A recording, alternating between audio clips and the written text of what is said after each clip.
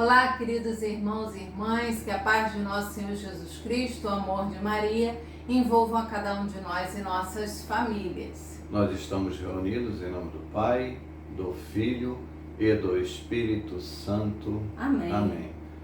Nós vamos ler o Evangelho da liturgia de hoje, que está em Lucas, capítulo 4, versículos do 24 até o 30. Então, pegue a sua Bíblia e nos acompanhe.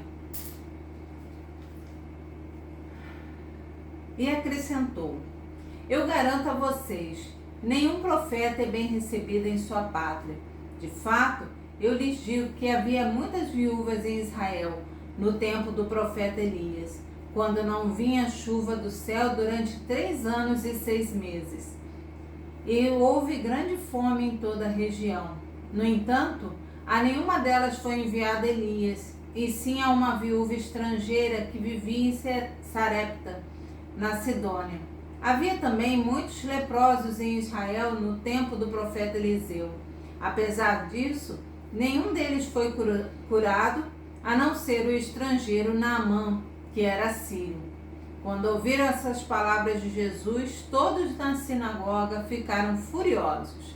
Levantaram-se e expulsaram Jesus da cidade e o levaram até o alto do monte sobre o qual a cidade estava construída, com a intenção de lançá-lo no precipício. Mas Jesus, passando pelo meio deles, continuou o seu caminho. Qual é o tema de hoje, Evandro? O tema de hoje é a falta de fé católica. Jesus nos explica que ele, sendo criado em Nazaré, ele foi fazer em Nazaré o que ele tinha feito em Jerusalém. Milagres, para que as pessoas acreditassem que ele era o Messias. Mas as pessoas começam a dizer: você não é o filho de José e de Maria? Seus irmãos não moram conosco? Então, nós começamos a colocar a nossa fé naquilo que conhecemos humanamente e não naquilo que Deus falou através dos profetas. E Jesus conta para eles que aquele povo da época do profeta Eliseu, que também não acreditavam em Eliseu, Eliseu curou o profeta, o pagão Naamã, um pagão que veio de longe acreditando na sua escrava, que era israelita. Em Israel tem um profeta que pode curar o senhor dessa lepra.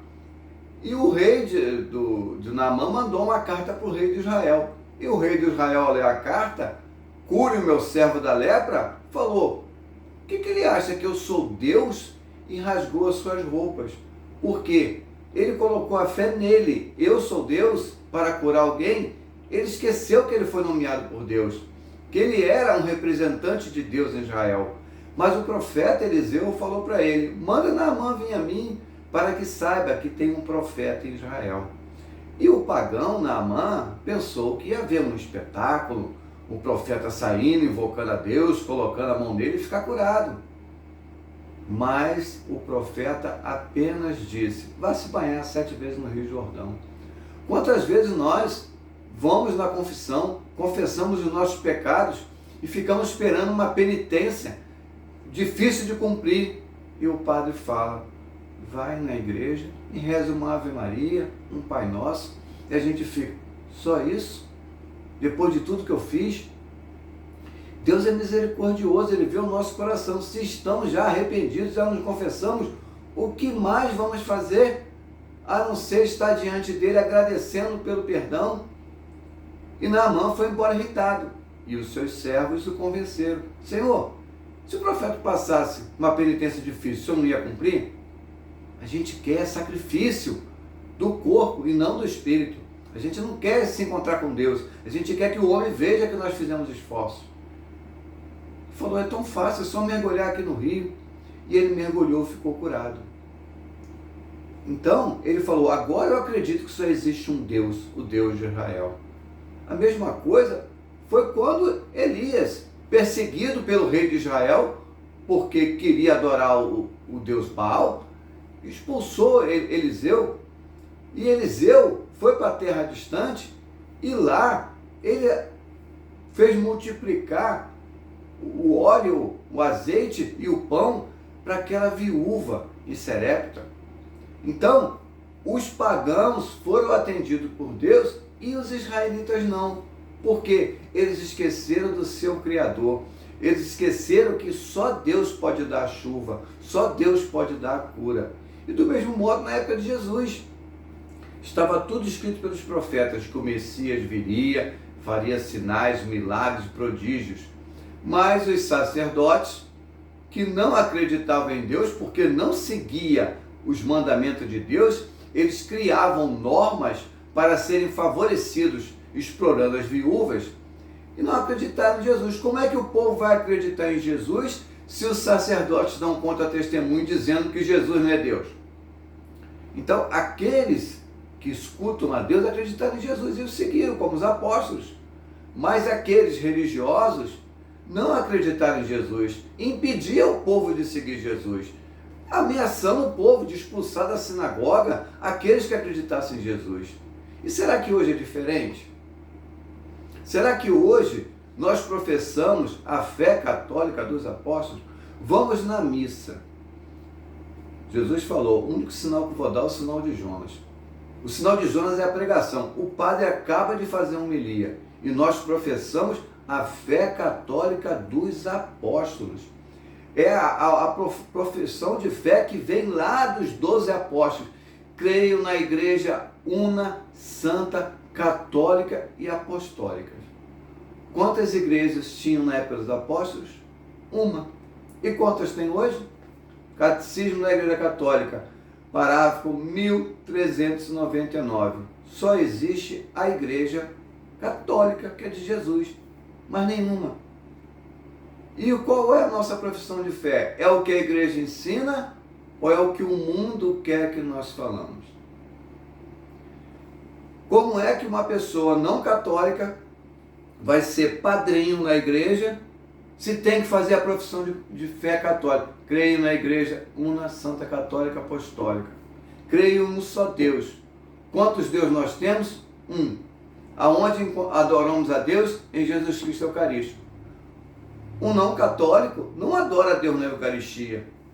Ele adora outro Deus, criado por alguém que não foi Jesus.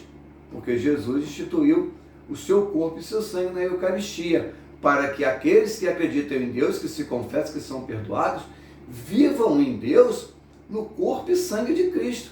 E é a Eucaristia que nos preserva dos nossos pecados, para dar testemunhos da fé. Como é que damos testemunho na fé do mundo? Vivendo o que a igreja ensinou. Nós somos fiéis a Deus, nós não usurpamos do lugar de Deus na igreja, nós não anunciamos o que pensamos, anunciamos aquilo que está no catecismo. Quem já leu o catecismo sabe que tudo que está aqui é explicado pela palavra de Deus, para que nós, leigos, possamos compreender o que Jesus falou na sua época, atualizado para os dias de hoje. E o que nos falta para ser fiel a Deus? Falta testemunho. Se nós vamos na igreja e o padre dá um testemunho de fé pela homilia, como viveu os sacramentos, nós não vamos nos perder.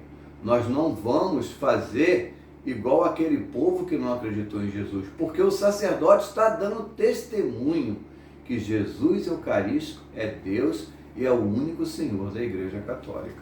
E o final desse evangelho, Evandro, me marca muito, né? Porque depois de escutar tudo, eles ficaram com muita raiva e levaram Jesus com a intenção de jogar ele no precipício.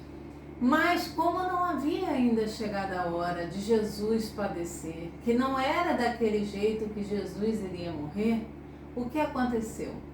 Jesus foi e passou pelo meio deles, tranquilamente.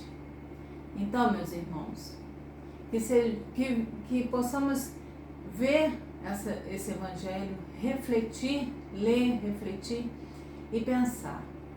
Quando nós temos que falar, quando nós temos que dar testemunhos, quando nós temos que evangelizar, muitas pessoas ainda irão ficar revoltadas, iradas, porque não vão compreender, vão ter olhos e não vão enxergar, vão ter ouvidos e não vão ouvir, e vão se encher de ira.